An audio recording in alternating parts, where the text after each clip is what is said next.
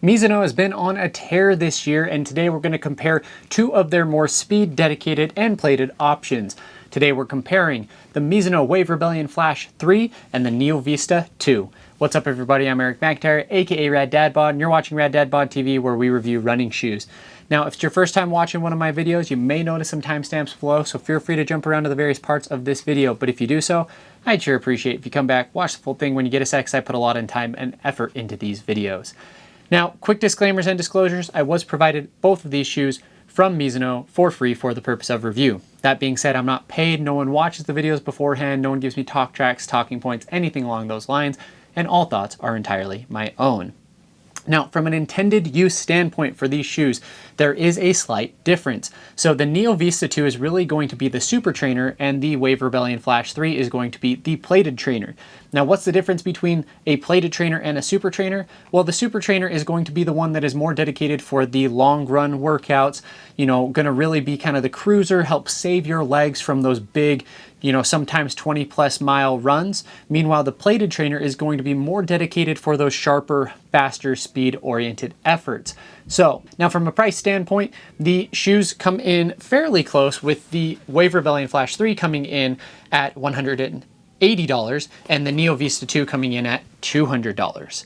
Now, both of these are going to be fairly reasonable within their price ranges, but obviously shoeflation happens with Mizuno as well, and so the Wave Rebellion Flash has gone up $10 this year and the Neo Vista has gone up $20 this year. From a specs perspective, their intended uses are going to shine through a little bit in these numbers. So the Flash comes in at 8.6 ounces, which is 243 grams, and the Vista 2 is 9.3 ounces, which is 264 grams. So about 1.3, or actually about 0.7 ounces between the two in difference. Then from a stack standpoint, the Flash comes in at 37.5 in the heel and 34.5 in the forefoot for a 3mm drop, so very low drop overall. And the Vista 2 is 51 in the heel, 43 in the forefoot, and an 8mm drop overall, so definitely more max cushion. Now, it is worth noting that the Flash specs are the ones from Mizuno directly, and last year those specs measured very differently through Running Warehouse.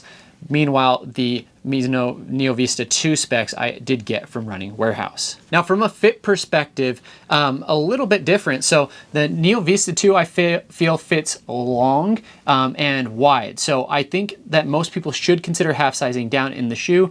It does fit wide in the heel and the toe box, but then I do feel like it fits a little bit snug in the midfoot area. So kind of complicates the fit just a little bit. Meanwhile, with the Flash, I would say that it has a standard heel and toe box, definitely has a narrow midfoot. I will do a comparison between the 2 and the 3, but this fits a lot more accommodating than the 2. And then I'll say that it fits true to size lengthwise. I would not half size up or down in this version. Now, moving to the uppers, the Flash 3 has an engineered mesh upper that is decently breathable. I find it to be a little bit more daily trainer-esque, which is kind of nice. But you're gonna get a nice structured heel. You're gonna get a little bit of light cushion, and it does have a non-gusseted tongue, which is a little bit annoying, but the tongue does have the laces go through at various points, which does help keep it in place. From a lockdown perspective, again, the shoe fits a little bit narrow in that midfoot area, so you actually get really good lockdown. I found that despite the aggressive geometry, you don't really slide around the shoe, which is nice. Now, the Neo Vista 2 has that knit sock fit upper. It's kind of a booty upper, and it fits pretty baggy, to be honest. Now, I didn't really have any issues with heel slippage despite kind of a larger heel or a wider heel, and I think that's partially because of how the flare kind of tapers in then out. You are going to get a little bit of lace pressure on the top of the shoe, and it is going to be fairly breathable. You don't really have any cushion whatsoever. It's going to be, again, more of a sock fit than anything. Between the two uppers, though, the Flash is going to be a little bit more dialed, while the Neo Vista 2 is going to be a little bit more relaxed, and that again goes with their intended uses. The Flash needs to be a little bit more aggressive, so you're going to have kind of a snug, more race-like fit. Now, I had some rubbing issues in the 2. With the 3 though, so far a couple of runs in, it's feeling pretty good, so I'm not super concerned there. Moving to the midsoles, you have two awesome midsole setups.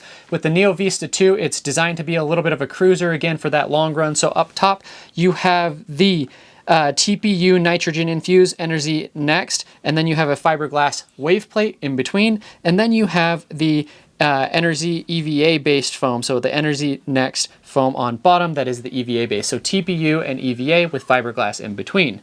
You have a pretty relaxed geometry. It is going to be more stable than previous versions of the shoe, or last year's version. There's only one previous version. And it's going to be more stable as well than the Flash 3, which is to be expected with that crazy geometry, which we'll talk about in a second. The underfoot feel is very, very bouncy. It's very, very comfortable. It's one of my favorite overall feelings underfoot of any type of shoe. It really is geared towards just saving your legs.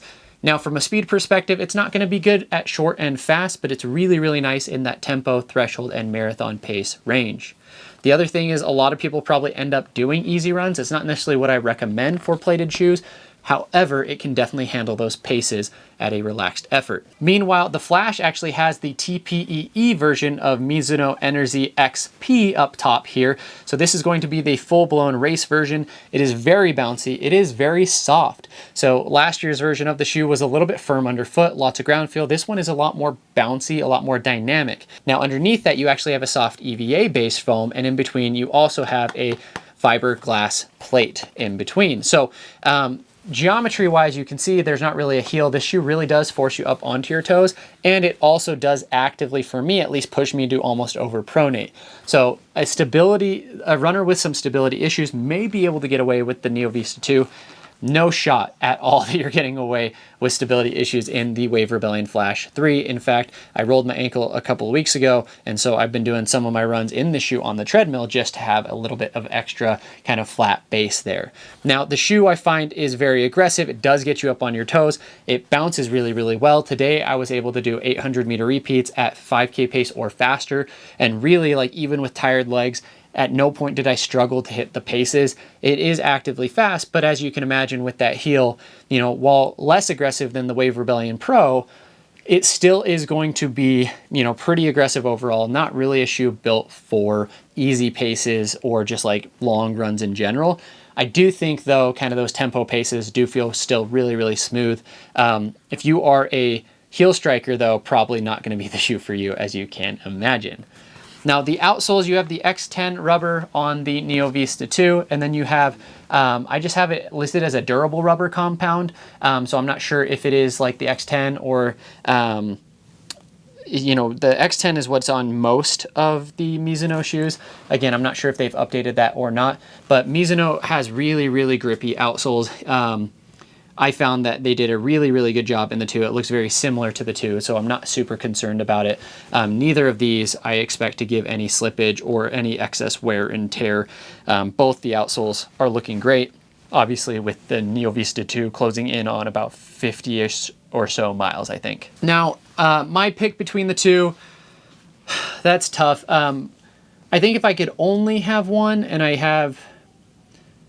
I don't know, they work really, really well together. I like both the shoes quite a bit. As far as my plated trainer, right now my top plated trainer is the Boston 13. I need more miles on the Wave Rebellion Flash to be sure, but I actually like the underfoot feel of the Wave Rebellion Flash a little bit more. Boston might feel a little bit faster. It's definitely more rigid though. I'll definitely do a comparison between those two as well for you guys. But it's really, really interesting because the Flash is definitely geared towards speed, while the Vista 2 is geared towards cruising. They fill their roles really, really well. I don't think you can necessarily pick. I think you can use both within a rotation. Now, just some final thoughts. Mizuno, honestly, every shoe they put out, I have been a big fan of. The only one that I was like a little bit iffy on is the Waverider because it's more of a high drop kind of classical trainer. It's just not really my style. But even the wavesky 8 or 9, the new wavesky this year, really, really impressed with for a max cushion shoe, which is not my preference, but it was very bouncy. Yes, compared to some max cushion shoes, it felt maybe a little bit firm, but I felt like the difference between like a bouncy firm versus like a really, really stiff firm, it was more on the bouncy side. So Mizuno is in my top 3 brands of the year for sure. I'm just not sure if it's 2 or 3 because right now I think Adidas is my number 1. So at the end of the day, I really like what they're doing here, and I'm excited to see what comes in 2026 because I've seen some previews and they're really, really going to be changing some things up and innovating with their foams. So if you watched this far, I sure appreciate you. Let me know in the comments what I could be doing better, what other comparisons that you guys would like to see, or what I could do to make these even more entertaining for each and every one of you. And just to wrap us up, I'll leave us with a question as always, which is, what does your current running rotation look like? Let me know in the comments below. Thanks everybody.